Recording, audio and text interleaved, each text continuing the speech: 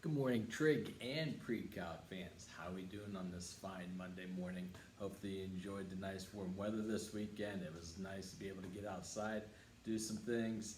Still a little bummed I can't watch Indians games except for replays, but oh well. Close. We're getting closer to it. We have reached the final week of trig and also precalculus.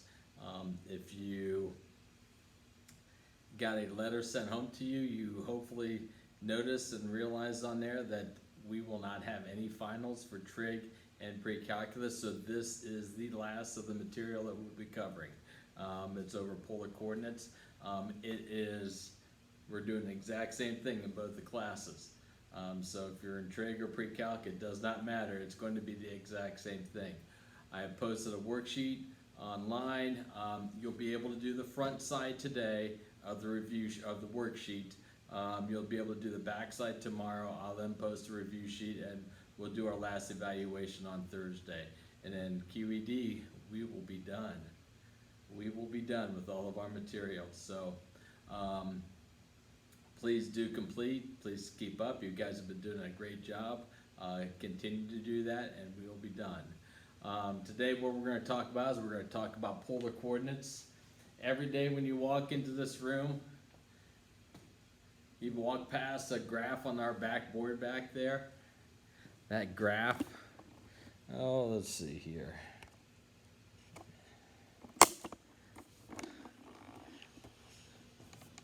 On that backboard back there, you pass the graph. It looks like Spidey has been in class, and Spidey's shot a web back there. But really what this is what we call a coordinate graph plane. It's a polar coordinate graph plane. It is a polar coordinate graph plane. And that's what we'll be working on today, is the polar coordinate system.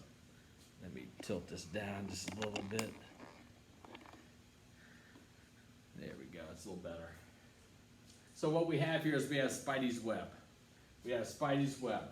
What we have along this is called the pole. This point right here is called the pole. It's sort of like the North Pole. If you look at the top of a globe, this would be your North Pole, and then you would have these lines that come off the North Pole, longitude or latitude lines, I can't remember which one it is, that go down, and then you have the circular ones that go around the globe. Okay, that's what this sort of looks like here. Just looking at the top face of the globe, if you cut off at the equator and flatten it out, this is what you would come up with. The degree measurements are in east reference, so this is 0 degrees. This is 30 degrees, 60 degrees, 90 degrees, 120 degrees, 150 degrees, 180 degrees, 210, 240, 270, 300, 330, and oopsie, I botched that up. This would be 330, and this would be back to 360 degrees.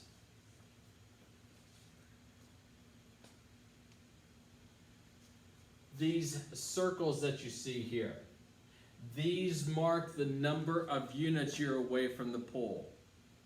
How far are we away from the pole? That's what these circles will signify. So, and you can label these however you want. You can label them 2, 4, 6, 8, 10, 12 if you wanted to, or 10, 20, 30, 40 if you wanted to. 1, 2, 3, 4, 5, 6 if you want to. What I'm going to just label is every other one as a value of 1. So this is 1 unit away from the pole. This would be 2 units away from the pole, and 3 units away from pole. So what this circle signifies here is 1 unit away from the pole. This would be a half unit away from the pole. This would be 1.5 units away from the pole. So we have our angles, our rotation angles, and then we have these circles that signify how many units we are away from the pole. So if you're going to graph, or if we take a look at some variables, we have theta, which is your amount of rotation. your angle of rotation. You have R, which is your, maybe,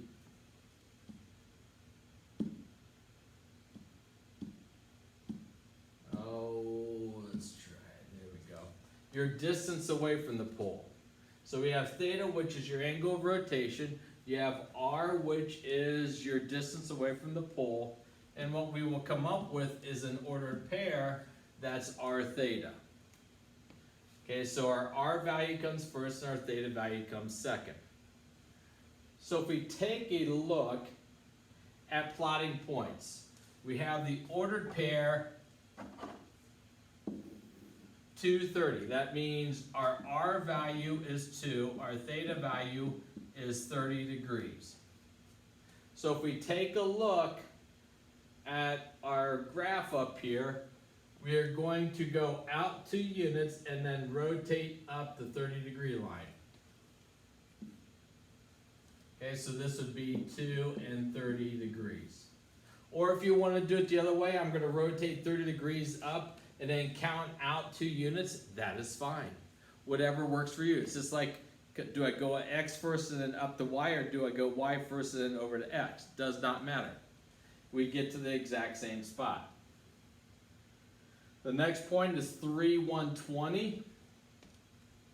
So here is my 3 line. I'm going to circle all the way out to 120.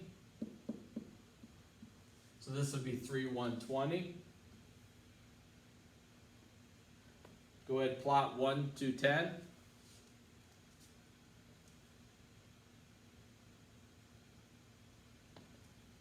So we're going to rotate over to 210 and go out 1 unit.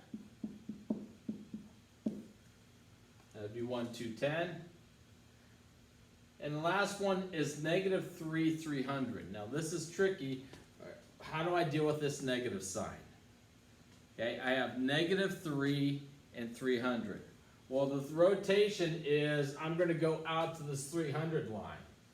So if I would put this point right there, that would be a +3, 300. If I went to this point right here, that would be a +3 and 300. Well, I want -3 and 300. So how do I deal with -3 and 300? Well, if I look at an XY system, if I have a -3 on and 2, -3 tells me I go back 3 positions to the -3. Well, that's what we have to do here. Rather than go out the 300 line 3 units, we have to go back the opposite direction from 0, because this is the 0 for the 300 line. Okay, so think of this as 0 for the 300. This takes us out +3, so I have to go back 3, which takes me to this point again. So what we have is we have 2 points. We have 2 ordered pairs for this one point. We can call this +3 and 120, or -3 and 300. So negative just tells us we have to go in the backwards direction.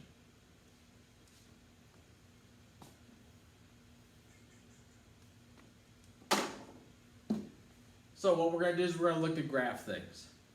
Now, what happens with graphs, sometimes it's easier to deal with graphs in a polar coordinate system, especially when you're dealing with curvatures. The equations become a lot easier to work with when you have curvature. They used to, when there's a lot of computer programming that went on to video games and a lot of graphics on video games, most of those graphics were polar coordinates. Okay, they would do a polar coordinate equation in the computer program to get you the graphics that you wanted. So polar coordinates is very useful, especially when you're dealing with circles or curves or things of that sort. So let's take a look at an equation, r equals 1 plus 2 cosine theta. R equals 1 plus 2 cosine theta. So what I have here is I have a bunch of theta values. I'm going all the way around the circle, And what I want to do is I want to solve for the R value. Now, there's no easy way of doing this. This is like when we first started graphing in X and Y. When you had Y equals 2X plus 1,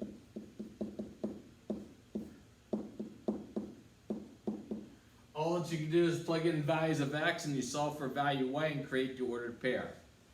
But then we learned slope intercepts and things of that sort. Well, we don't have an easy way of doing that with these graphs. Okay, so what we have to do is we have to be able to just plug in values of theta and solve for R. So the first one is 1 plus 2 cosine of 0. Now, whoopsie.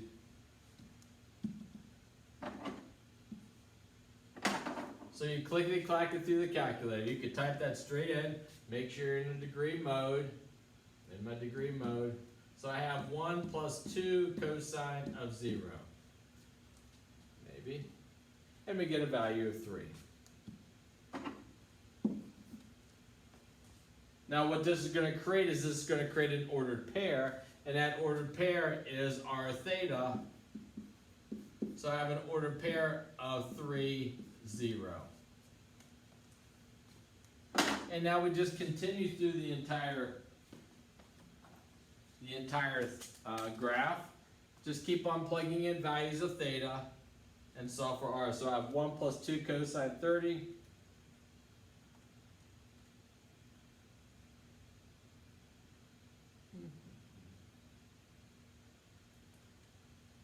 And we get 0.273 or 2.73. And you just continue to work through the graphs. Just continue to work through the values. And I will also.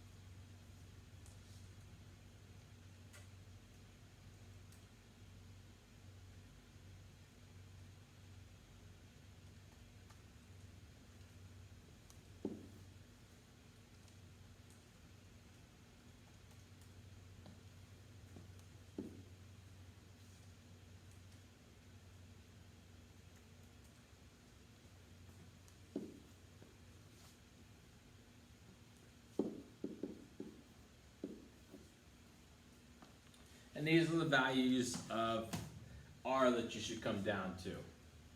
So you're just plugging in values of theta and you solve for R. Now, let's go look to see what it looks like on the graph. Okay, when R is, theta is, let's get my values on here, 30, 60, 90, 120, 150, 180, 210, 240, 270, 300, 330. So when theta is theta, and let's go 1, 2, and 3. My biggest value is 3, so I'm just going to stretch it out to 3 here. When R is 0, or when theta is 0, my R value is 3. Okay, then we got 30 and 2.73. So we got 30, this is 2.5, so we have 2.73. Let's see, 60, we're at 2.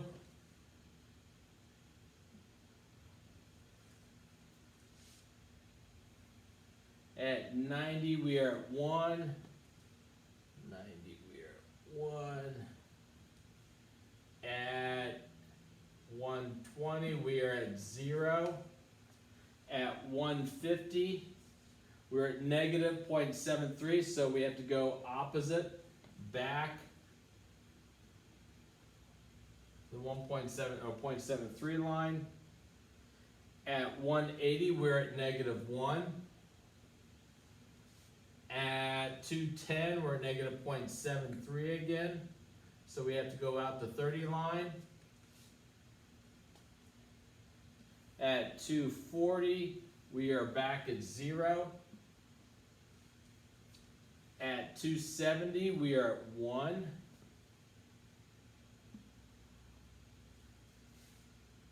At 300, we are at 2.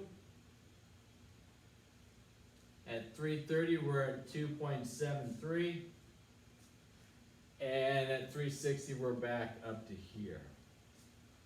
So the question is, and I'm going to move this one out just a little bit. There we go. The question is, how do we draw a graph like this? Because obviously we can't put a straight edge up to this and just draw lines. And we shouldn't be using a straight edge to connect the dots, because what this is going to do is it's going to give us a curve. It's going to give us curvature. So how do we go about graphing this? Well, we start out at our value of 0. And then we just follow our angles from 30 to 60 to 90 to 120 to 150 to 180. So we're just going from 0 to 30 to 60 to 90 to 120. And once again, you want to try to add graph to this, or curvature to this. And this is going to flow nicely to this. And then continue on with our 270, the 300, the 330, back up to 360. And what this is called is a limacon with a loop. We can also have a limacon without the loop. We have things that are called cardioids. They look like a hearts. We have 3-leaved and 4-leaved roses also. Okay, so we have different things that we can come out with this that are curvatures, and that's once again the reason why we deal with polar coordinates. Now, just for giggles, if I was going to put this into an XY coordinate system, if I wanted this as an XY graph, I'm going to do a little manipulation here. Let's see here. And we'll learn this tomorrow.